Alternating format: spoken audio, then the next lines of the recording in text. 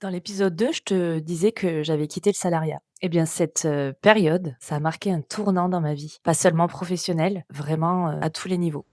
Du coup, j'ai lancé ma micro-entreprise. Très vite, une question s'est imposée. À quoi j'ai envie de consacrer mon énergie? Je voulais pas juste faire de la com pour faire de la com. Je voulais une vraie mission qui ait un vrai impact, non seulement dans ma vie, mais aussi dans celle des autres. Alors, mon parcours personnel, ma dépression, mon endométriose, tout ça, je t'en ai parlé.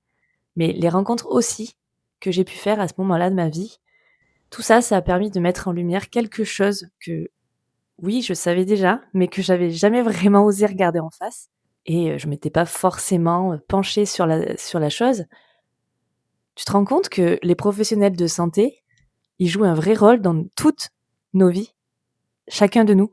À chaque étape de notre vie, ils sont là et dans ces moments-là, un mot peut aussi bien inquiéter que rassurer et pareil pour un silence, ça peut apaiser ou, faire douter. Je me suis dit: «OK, là, j'ai quelque chose à jouer» parce que la santé, c'est pas simplement du soin, c'est aussi, de l'écoute, une relation entre soignant et patient, de la confiance, de la pédagogie et cette confiance, elle est difficile à construire s'il n'y a aucun échange entre les différentes consultations. C'est dans cette logique que j'ai décidé d'accompagner les professionnels de santé qui ressentent le besoin d'être accompagnés parce qu'ils manquent de temps, potentiellement d'énergie, mais aussi de moyens et qui ont cette envie, comme moi, d'avoir du sens dans leur travail et de retrouver, cette passion des débuts qu'ils avaient, quand ils ont démarré, leur activité.